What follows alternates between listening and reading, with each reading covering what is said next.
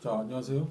저번 시간에 이어서 이번 시간에 국제무역과 관련된 이야기를 하도록 하겠습니다. 국제무역은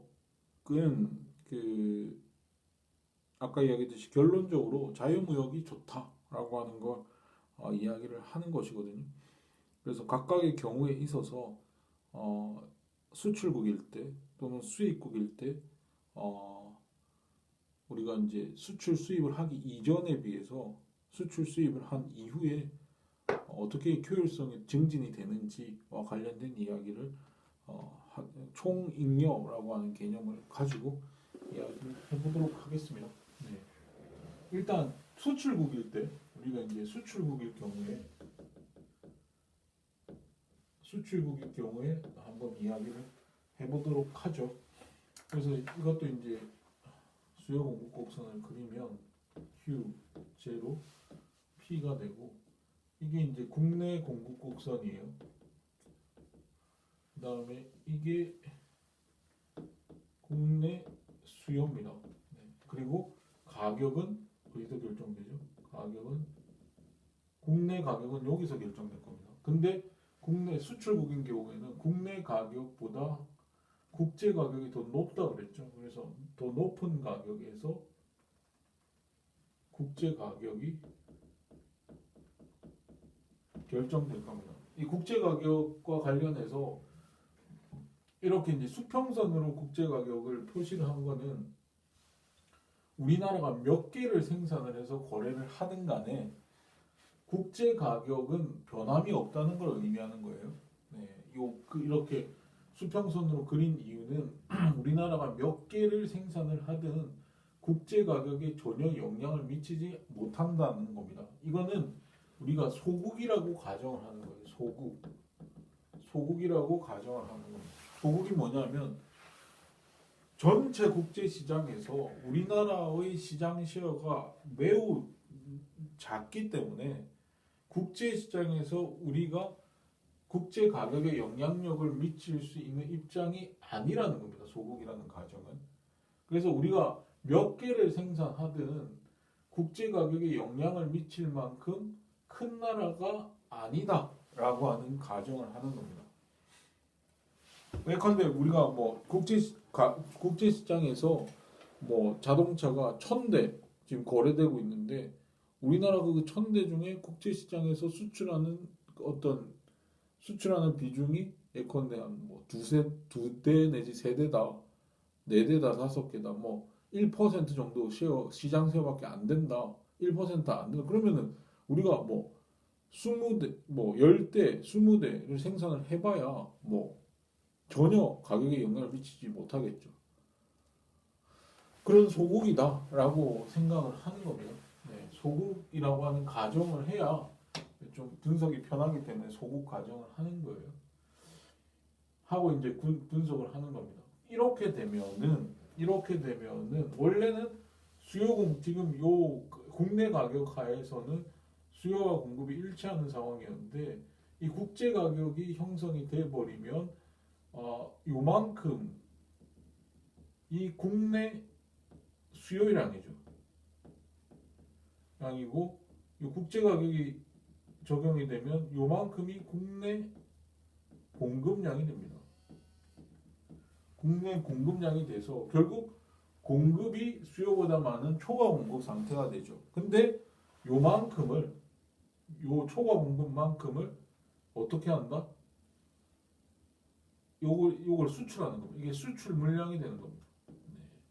국내에서 수요하는 것을 초과하는 공급량은 수출을 해버리면 되죠. 수출을 해버리면 됩니다. 그렇게 되면은 어떤 현상이 발생을 하게 되냐고 하면은 원래 우리가 요거를 한번 해보면 그 소비자 잉여와 생산자 잉여 그리고 총 잉여가 변화를 합니다. 요 위의 삼각형의 넓이를 A라고 하고 요 밑에 요만큼의 넓이가 B라고 하고 요 역삼각형을 C 그 다음에 요 밑에 삼각형을 넓이를 D라고 했을 때 소비자 잉여와 생산자 잉여가 어떻게 변하는지 한번 살펴보자는 것이죠. 그래서 예컨대 수출 이전과 수출 이후의 상황을 소비자 잉여가 어떻게 변했는지, 생산자 잉여 어떻게 변했는지, 그래서 총 잉여 어떻게 변했는지를 한번 이렇게 분석적으로 한번 알아보자 라고 하는 겁니다. 하면은 원래 수출 이전에는 수요와 공급 곡선이 만나는 요 지점에서 가격이 형성되고 했으니까 소비자 잉여는 요만큼의 크기가 되겠죠.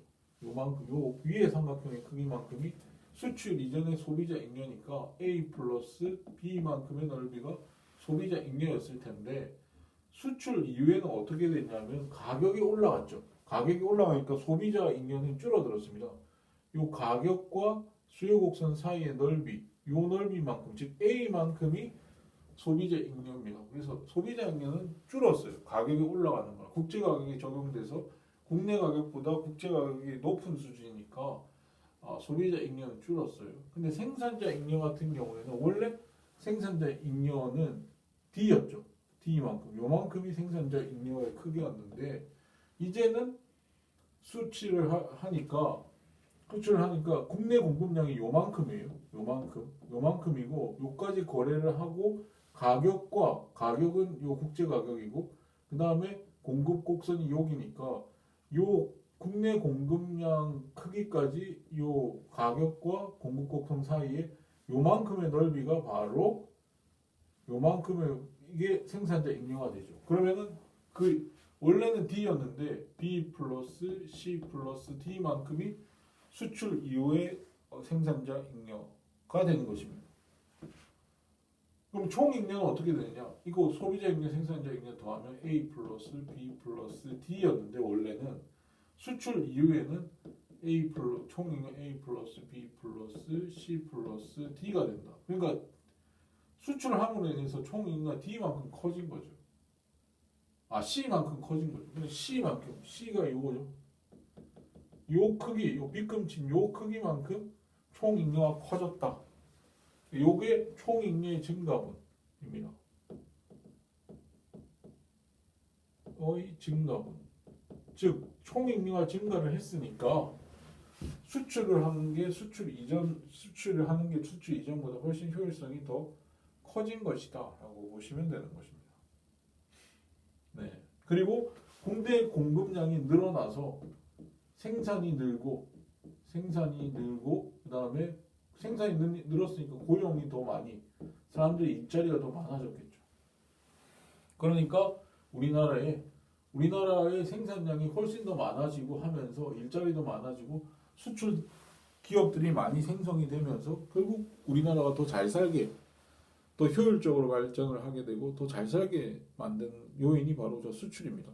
우리나라는 굉장히 수출을 많이 하는 국가거든요. 수입도 많이 하고 수출도 많이 합니다. 거의 200개 국가와 교역을 하는 굉장히 드문 나라입니다. 우리나라가 엄청나게 수출을 하는 것이죠. 자, 그래서 우리나라가 그동안 경제 발전을 한 이유가 이 수출에 있다라고 할 정도로 수출이 생산과 고용을 견인한 측면이 강합니다. 네. 그러면서 우리나라가 발전을 했고 잉여 측면에서도 효율성이 증진된 결과를 여기서 볼 수 있는 것입니다. 자, 수입국일 경우에도 마찬가지로 수입을 할수록 우리가 또 이득이 됩니다. 네, 이득이 돼요. 네, 이득이 되는 것이죠. 자, 보시면 이것도 수입국이 됐을 경우를 한번 살펴보면 이 또 똑같은 논리에 의해서 우리가 분석을 할 수 있는데 이게 국내 공급 곡선이고 이게 국내 수요거든요. 근데 저 보시면 수입국의 경우는 국제 가격이 국내 가격보다 낮잖아요. 그러니까 여기 이제 낮은 수준에서 이게 국내 가격 수준이고 낮은 수준에서 국제 가격이 형성됩니다. 이것도 마찬가지로 우리가 소국이라고 하는 가정이 깔려 있기 때문에 이렇게 수평선으로 그릴 수 있는 거예요. 이렇게 되면은 원래는 수요 공급이 일치하는 요 지점이었는데 이제는 국내 수요와 국내 공급, 국제 가격이 적용되면서 국내 수요량과 국내 공급량이 변합니다. 그러니까 가격이 낮아졌으니까 공급량은 당연히 국내 공급량은 줄어들었겠죠. 반면에 가격이 낮아졌으니까 수요량은 늘어났을 겁니다. 국내 수요량은 늘어났습니다. 그러니까 공급은 이거밖에 안 됐는데 수요가 많아지니까 요만큼 초과 수요만큼 수입이 이게 수입량이 이만큼 수입을 하게 될 겁니다. 수입량이 발생을 하는 것이죠. 그러면 이 상황에서 과연 총잉여는 어떻게 변했을까? 를 보면 아까 같은 방식으로 우리가 분석을 하면 수입 이전과 수입 이후를 우리가 소비자 잉여, 생산자 잉여, 그 다음에 총 잉여의 관점에서 우리가 이제 분석을 하면 어떻게 될까를 보면 우리가 이제 원래 요 삼각형의 넓이를 A라고 하고요. 요 밑에 요만큼을 B, 넓이를 B, 여기 C, D 이렇게 놓죠. 놓았을 경우에 원래 수입 이전의 소비자 잉여는 어떻게 되는 거죠? 소비자 잉여는 요 A가 되는 겁니다. 네, A가 되고 수입 이후에는 소비자 잉여가 국내 수요량이 이만큼이니까 소비자가 이만큼 수요를 했고 수요 곡선이 이것이고 국제 가격이 여기 적용되니까 수요 곡선과 가격 사이의 요 넓이만큼이 소비자 잉여죠. 그러니까 수입 이후의 소비자 잉여는 A 플러스 B 플러스 C로 소비자 잉여가 늘어났습니다. 그 다음에 생산자 잉여는 원래 생산자 잉여는 어디였죠? 요만큼의 넓이였죠. 요만큼 국내 가격이 적용됐을 때의 생산자 잉여는 B 플러스 D였습니다. 그런데 이제 수입이 되니까 국제 가격이 이렇게 형성되고 국내 공급량은 요거밖에 안 되니까 그 가격과 공급 곡선 간의 그 사이의 넓이만큼 요 D만큼으로 줄어들었어요. 그럼 총 잉여는 어떻게 변했냐? 수입 이전에는 A 플러스 B 플러스 D였죠. 근데 수입 이후에는 총 잉여 A 플러스 B 플러스 C 플러스 D다. 그러니까 C만큼 총 잉여가 늘어났습니다. C가 어디입니까? 여기가 C죠. 이게 총 잉여의 증가 분이 되는 겁니다. 네, 요게 바로 수입을 통해 가지고 효율성이 증진된 결과물, 그 크기다. 네, 총 잉여가 늘어난 크기가 요만큼이다라고 보시면 되는 겁니다. 여기 보시면 아까와 달리 생산이 줄었죠. 네, 생산이 줄고 그다음에 생산이 줄었으니까 당연히 고용이 일자리가 줄었을 거 아니에요? 네, 일자리가 줄었을 겁니다. 그러면 이거 지금 상태가 나빠진 거 아니냐라고 이야기할 수 있는데 요 시장, 수입을 하는 요 시장에서는 요 산업은 죽었을 겁니다. 아마 요 산업은 우리나라 국내 공급량이 줄었을 겁니다. 근데 어떤 한 분야가의 생산이 또는 생산이 줄고 거기가 일자리가 파괴됐다고 해서 반드시 나쁜 거냐? 그렇지 않거든요. 우리가 옛날에 가발, 합판 이런 거 생산을 했던 나라예요. 근데 우리나라 경제가 발전하면서 훨씬 더 생산성이 높고 부가가치가 높은 산업으로 계속 우리의 산업이 발전을 합니다. 예, 우리가 주력하는 산업이 달라지거든요. 우리 이렇게 국제 분업 사회에서 우리나라가 모든 걸 아까 이야기했듯이 모든 우리가 필요한 거를 다 자급자족하는 국가가 아니잖아요. 모든 국가들이 다 교환을 하는 자유롭게 무역을 하는 나라들입니다. 그래서 각자가 나라마다 잘할 수 있는 분야에 특화가 돼 있어요. 근데 우리나라는 점점 경제가 발전을 하면서 요런 분야 우리가 예컨대 이런 이 시장을 가발 시장이라고 한다면 가발 시장에 있어서의 가발 생산량은 줄어들었죠. 그러니까 가발 산업에 고용 인원도 줄어들 수밖에 없을 거잖아요. 지금 우리는 가발 생산하지 않잖아요. 근데 그 가발 산업이 더 생산적인 예컨대 60년대, 70년대에는 60년대에 생산하던 자동차를 생산한다든지 반도체를 생산한다든지 그 산업이 좀 더 생산적인 곳으로 이동을 한 거란 말이죠. 그렇기 때문에 이런 일자리 파괴라고 하는 거, 고용이 악화되고 일자리 파괴됐다는 것이 어떤 산업의 죽음, 어떤 산업의 어떤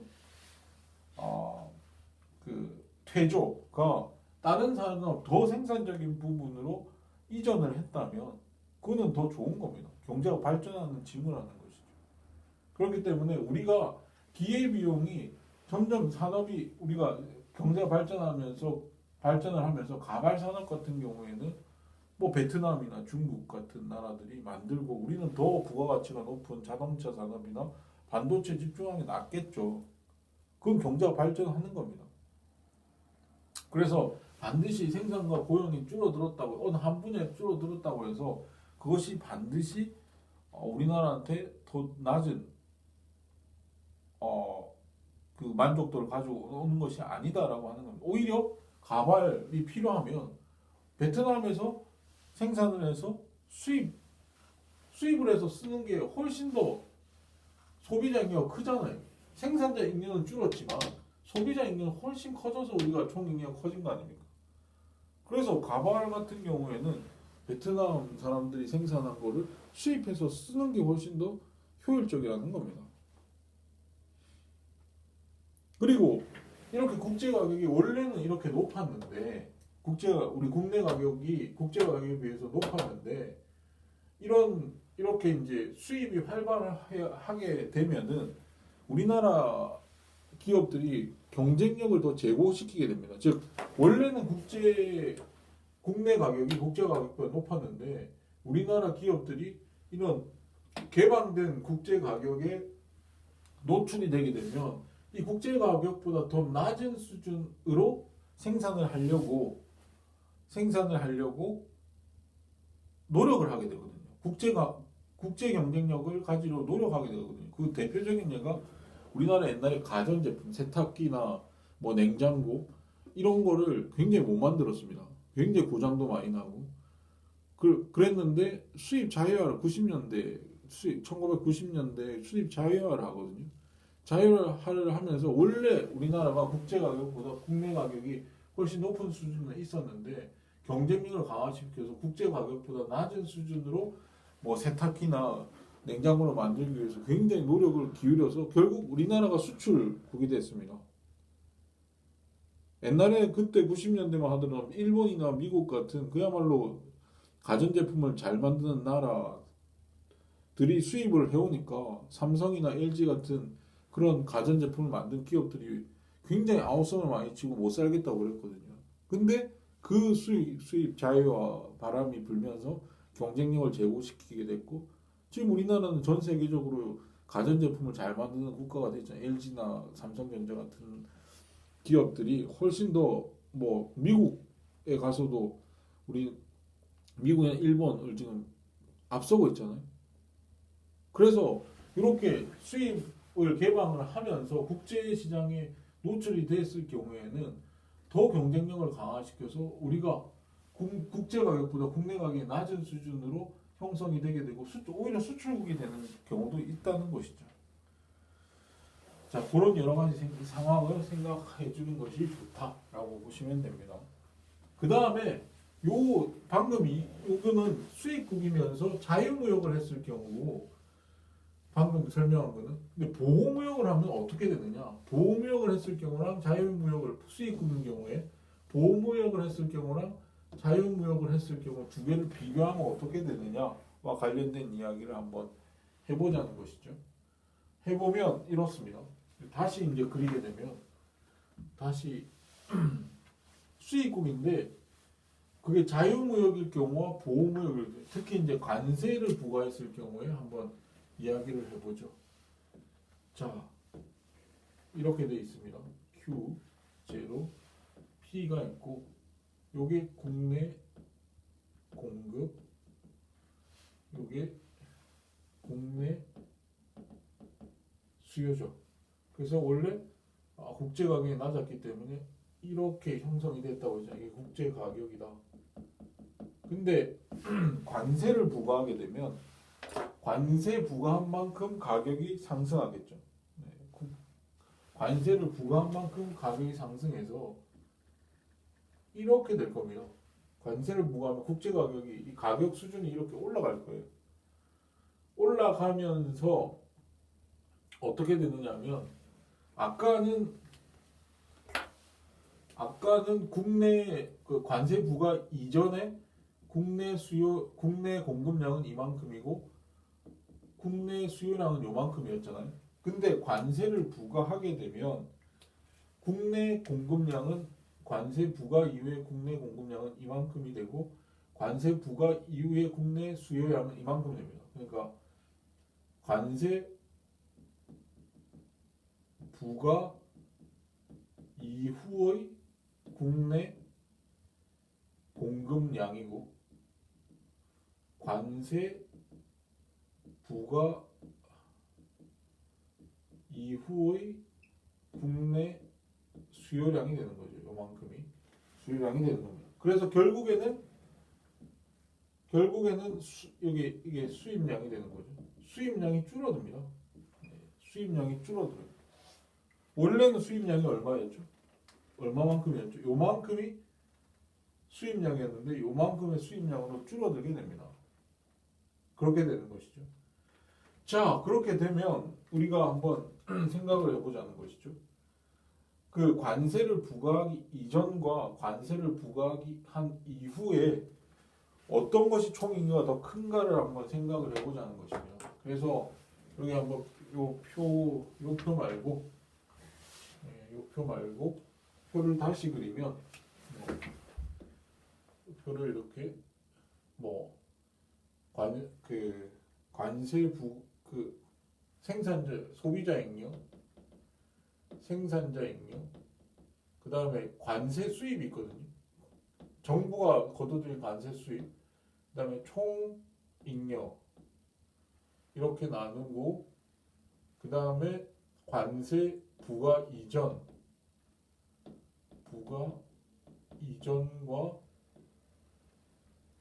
관세 부과 이후의 총익료를 한번 비교를 해보자는 것이죠.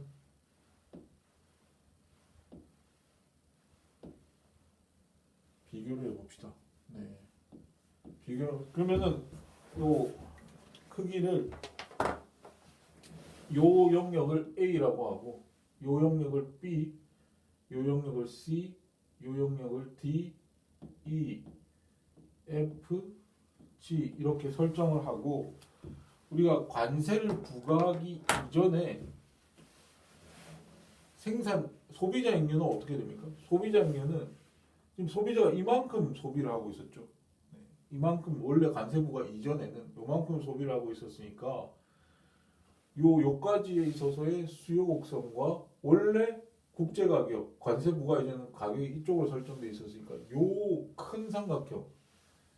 큰 삼각형만큼이 뭐였죠? 소비자 익료였어요. 그러니까 소비자 익료는 이때 A 플러스 B 플러스 C 플러스 D 플러스 E 플러스 F가 되는 겁니다. 근데 관세 부과를 하고 나서는 관세 부과의 수요량은 요만큼이죠. 그리고 가격은 빨간색으로 높아졌습니다. 그러니까 수요 곡선과 가격 사이의 요 넓이만큼이 관세 부과 이후에 소비자 익료가 되죠. 그러면 A 플러스 B 아닙니까? 그럼 A 플러스 B가 되죠. 생산자 잉여는 어떻게 됩니까? 원래 생산자는 관세 부과 이전에는 요만큼 공급되고 있었죠. 관세 부과 이전의 공급량은 요만큼이었고 가격은 요 높이였으니까 그 검은색 높이였으니까 요 높이와 요 가격과 공급곡선 사이 요 크기만큼이 생산자 잉여 즉 G였습니다. 근데 이제 관세 부과 이후에 국내 공급량은 여기가 되고 가격은 빨간 수평선이 되니까 빨간색과 공급곡선 사이의 요 넓이만큼이 뭐죠? 생산자 잉여, 관세 부과 이후의 생산자 잉여니까 C 플러스 G가 될 겁니다. 그 다음에 관세 수입은 어떻게 되느냐 그러면 요 높이만큼이 관세죠. 요 높이, 즉 요 높이만큼이 개당 관세 수입입니다. 개당 관세 수입은 요 높이죠. 근데 곱하기 뭐죠? 수입량만큼을 곱하면 그게 관세 수입이 되겠죠. 근데 그 수입량은 관세 부과 이의 수입량은 요만큼이잖아요. 그러니까 요거 곱하기 요거 하면은 요 넓이잖아요. 요 넓이, 요 사각형의 넓이. 그게 E죠. E만큼. 관세 부과하기 이전에는 관세 수입이 제로였을 거고 관세 부과한 이후에는 요만큼 E만큼이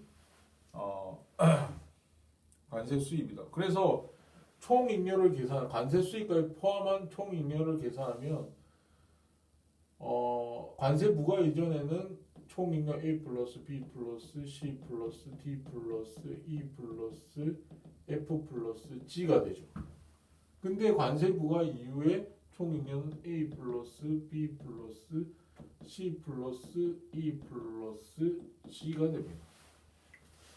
그러면 어떻게 되죠? 관세가 부과된 이후에 총 잉여가 작아졌죠. 얼마만큼 작아졌습니까? A, B, C, D가 없죠. D가 없습니다. 그 다음에 E, F가 없죠. G는 있고. 그러니까 D와 G만큼이 총 잉여가 감소를 한 겁니다. 관세 부과 이후에. 그래서 D가 어디죠? D가 여기입니다. F가 어디죠? F가 여기입니다. 요 두 개를 합한 것이 총 잉여의 관세 부과 총 잉여의 감소분이 되는 겁니다. 관세 부과로 인한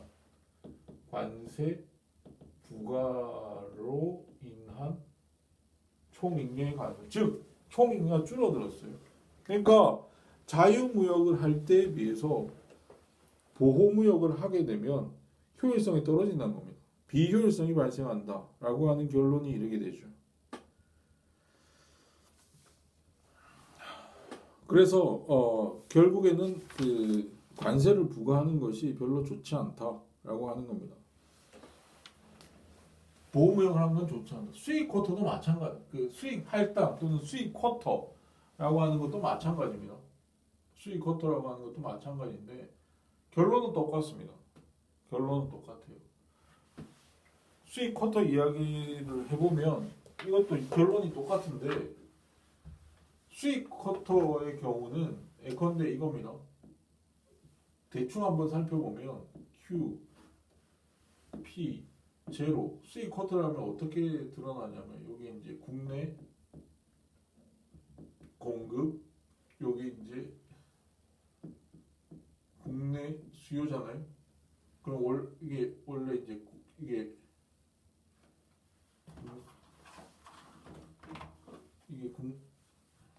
밑에가 국내 수요였고 이게 국제 가격이었잖아요. 국제 가격이었는데 수익 쿼터를 하게 되면은 요만큼 요 수입량 그러니까 수입량 요 지금 원래는 수익 쿼터를 하지 않았더라면은 원래 자유무역을 하게 되면 요만큼의 요 길이만큼 수입이 됐을 텐데 수입이 제한이 돼요. 수입을 요거를 제한을 원래 100개만큼이 수입이 됐는데 자유무역을 하면 수익 쿼터는 그거보다 적게 할당을 하는 겁니다. 그게 수익 쿼터예요. 수입 할당. 그래서 예컨대 아까 관세 부과를 하게 되면 수입량이 이만큼 준다고 그랬잖아요. 요만큼을 수익 쿼터로 한다. 요만큼을 수익 쿼터량이라고 한다 그러면 수입 또는 할당량, 수입 할당량이라고 한다 그러면 요만큼 그러니까 공급 곡선이 국내 공급에서 조금 더 많아지겠죠. 조금 더 많아져요. 조금 더 많아져서 요만큼이 요 양입니다. 요게 요 양이에요. 네. 같이 수익 관세 부과를 통해서 되는 줄어든 수입량만큼을 수익 쿼터량으로 한다고 가정을 하면 요만큼 이렇게 공급 곡선이 요만큼 이동을 하게 됩니다. 수입 할당량, 그러니까 국내 공급량에다가 요만큼 오른쪽으로 이동하는 거죠. 원래 자유무역을 했으면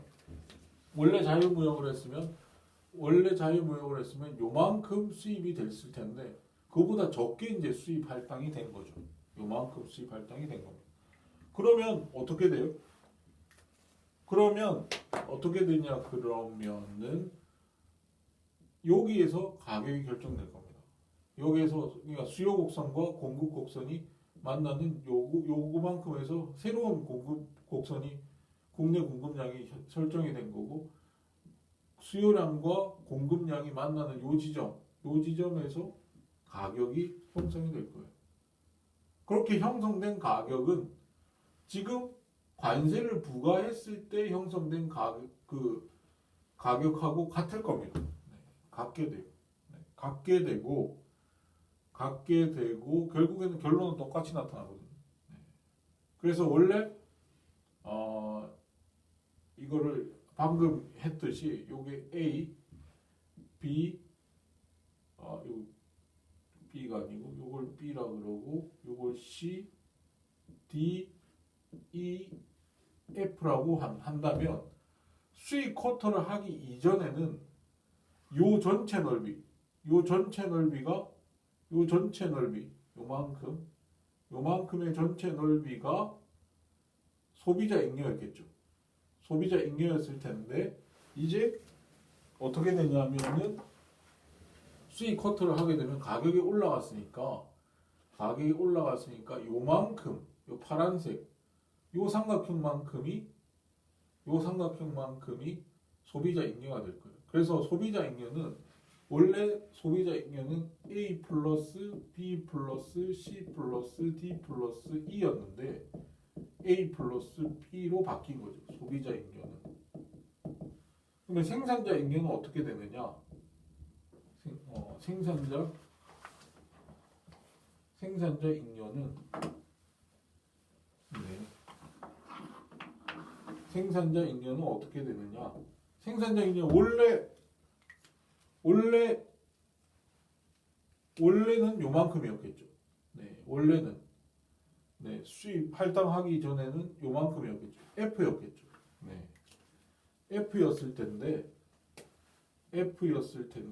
어떻게 됐냐면 조금 가격이 올라서 요만큼의 넓이가 됐을 겁니다. 요만큼의 그러니까 요게 C 플러스 F가 될 거예요. C 플러스 F가 될 겁니다. 그 다음에 수입을 할당을 하면은 요만큼이 수입이 되겠죠. 네, 요만큼이 수입이 되고 국제 가격에 사서 그 수입을 하는 업자들이 있을 거잖아요. 업자들은 국제 가격에 사서 국내에 들어오면은 수입 할당하는 바람에 가격이 올랐죠. 국제 가격과 국내에서 오른 가격 요 차액만큼을 개당 먹게 될 겁니다. 근데 수입은 할당된 만큼 수입 쿼터량만큼 수입이 될 때니까 요거 곱하기 요거 하면은 요 넓이만큼이 어떻게 되죠? 수입업자의 수입이 될 겁니다. 수입업자의 소득이 되겠죠. 그러면 남은 거는 요만큼이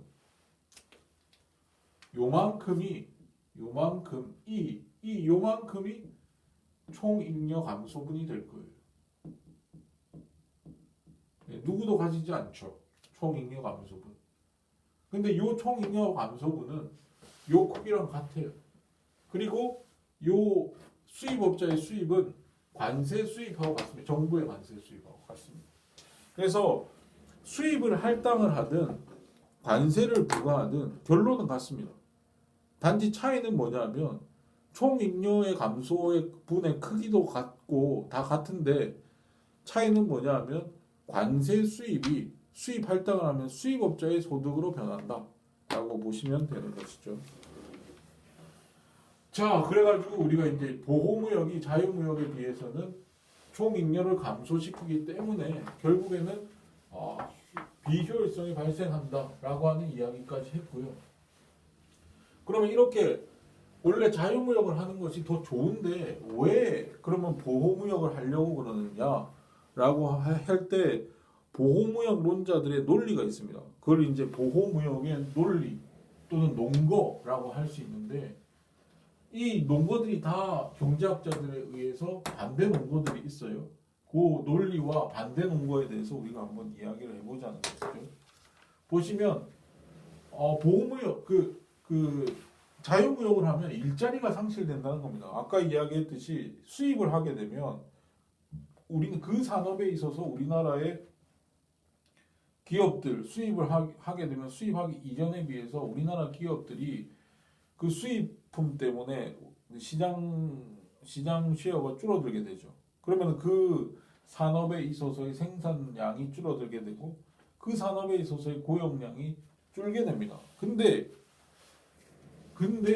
이 일자리의 상실은 곧 그 일자리 파괴죠. 일자리 파괴라고 하는 것은 그 파괴된 일자리가 예컨대 더 생산적인 산업으로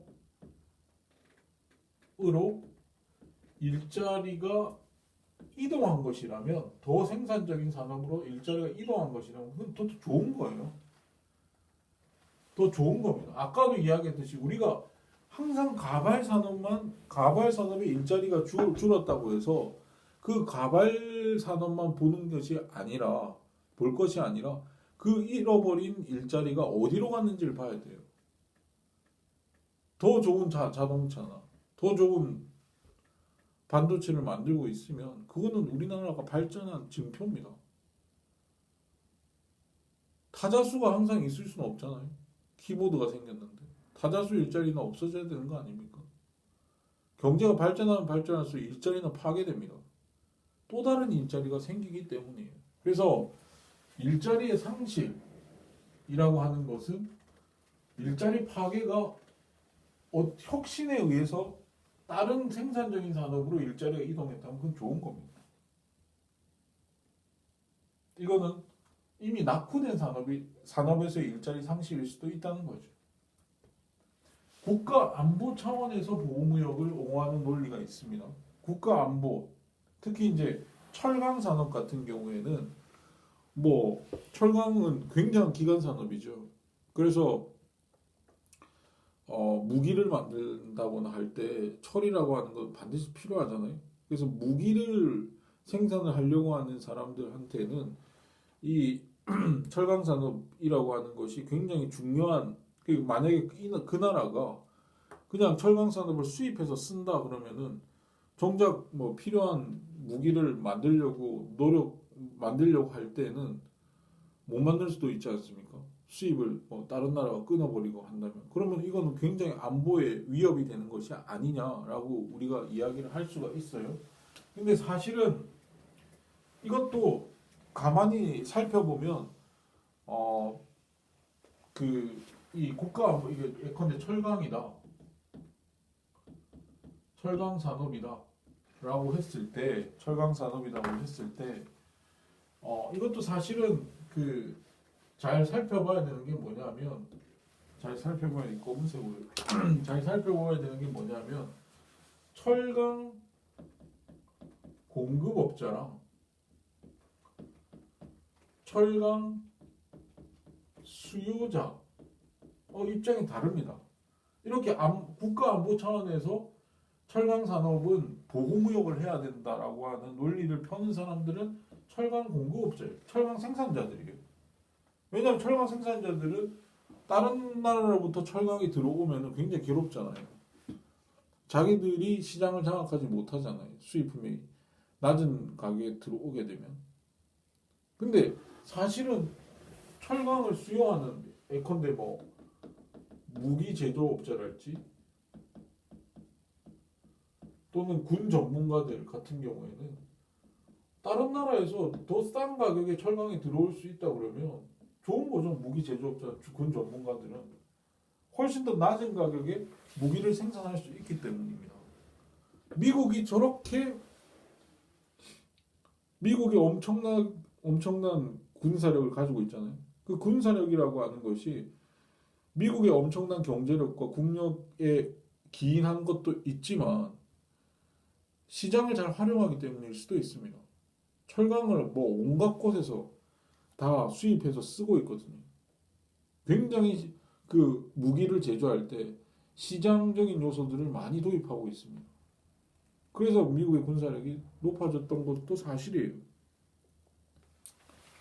그런 측면에서 보면 그것은 국가안보 차원에서 기간 산업에 대한 보호무역 논리를 펴는 것은 결국 철강 공급업자의 자기 이익을 위한 것일 뿐이지 철강 수요자의 입장을 들어보면 전혀 다르다는 이야기입니다.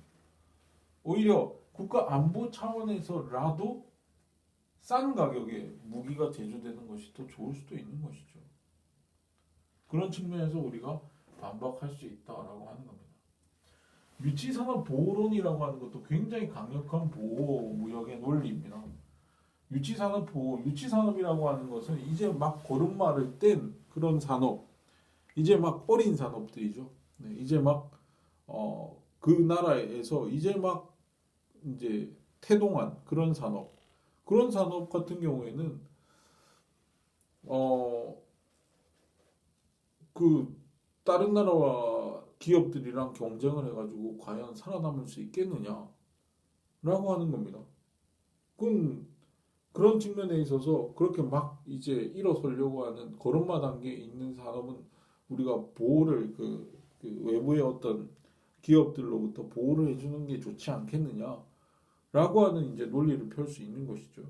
이게 굉장히 강력한 유치 산업 보호론이라고 하는 것이 보호무역의 굉장히 강력한 논리인데 사실 이것도 경제학자들이 비판하기로 뭐라고 비판을 하냐면 승자 알아맞히기가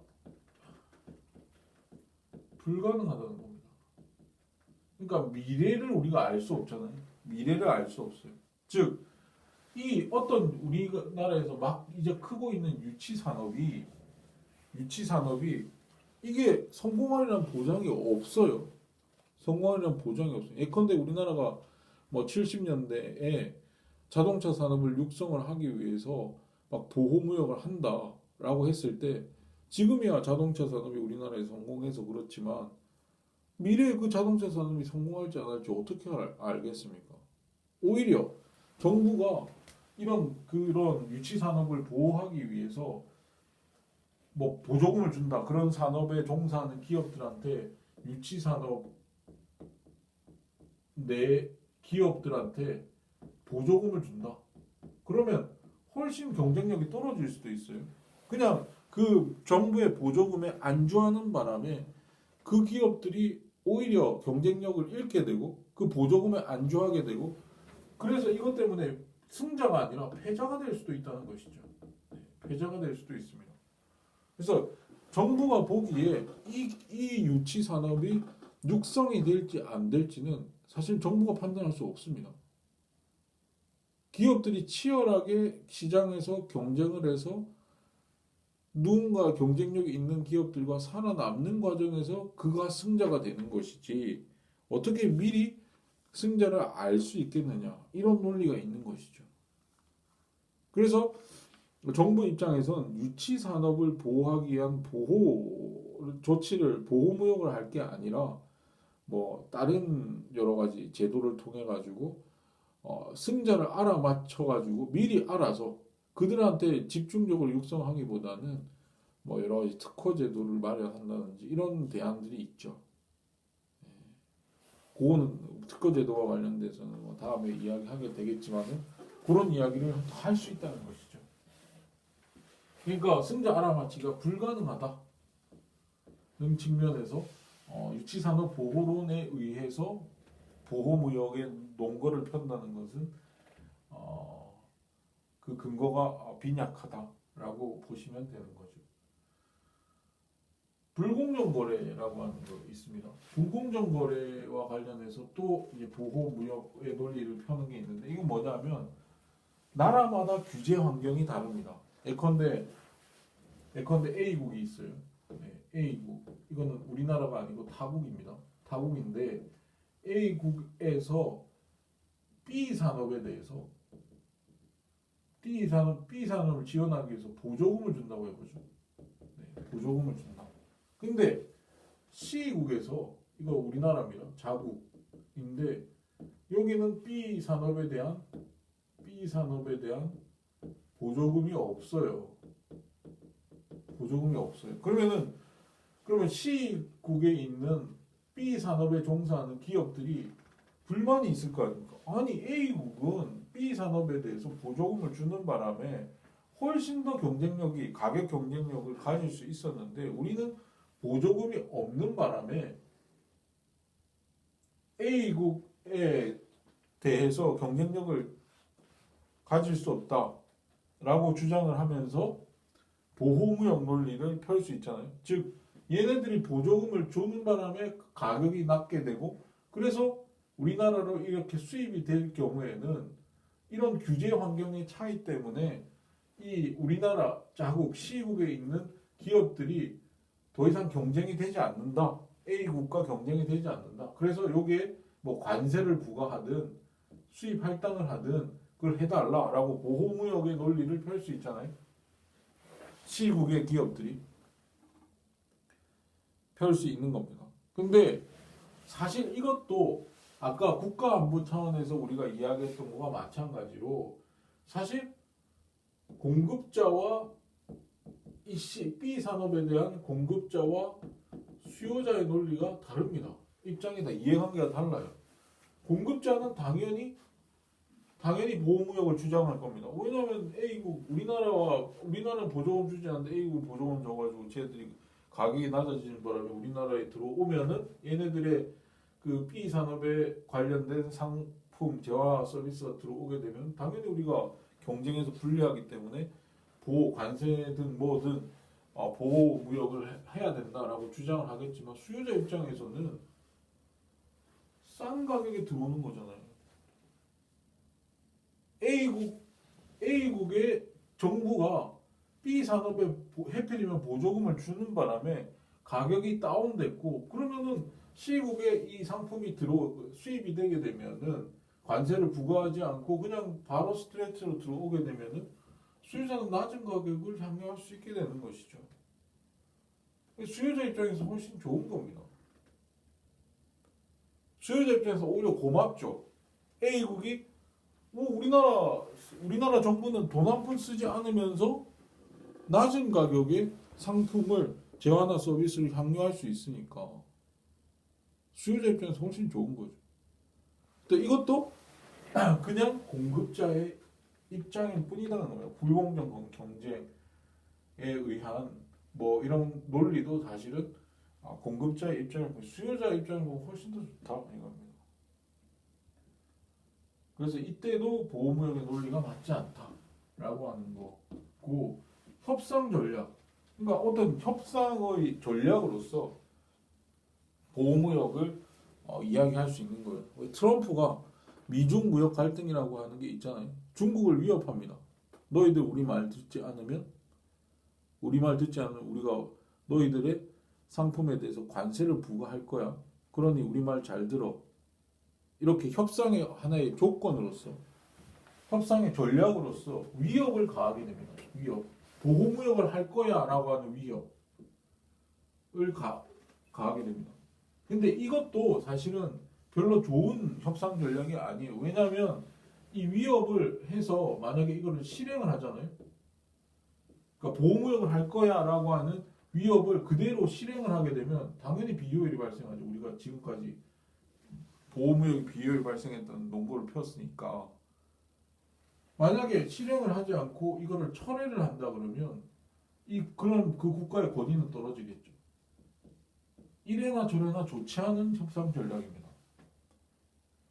네, 보호무역을 할 거야라고 하는 그 위협을 실행을 하든 실행을 하지 않든 그 협상 전략으로서 위협을 하는 것은 좋은 방법이 아니다라고 하는 것이고, 결국 지금 미국의 그 미중 무역 갈등에 의해서 이 위협을 그대로 실행을 하니까 전 세계에 지금 비효율이 발생하고 있잖아요. 미중 무역 갈등 때문에. 그런 것만 본다 하더라도 이 보호무역 논리는 별로 좋은 것이 아니다. 자유무역, 보호무역보다는 자유무역이 훨씬 더 우리한테 많은 이득 또는 효율성을 가지고 오게 된다라고 하는 것을 여러 가지 총익료와 관련해서 이야기를 했다라고 보시면 되겠습니다. 자, 그러면 이번 주 강의 마치도록 하겠습니다. 수고하셨어요.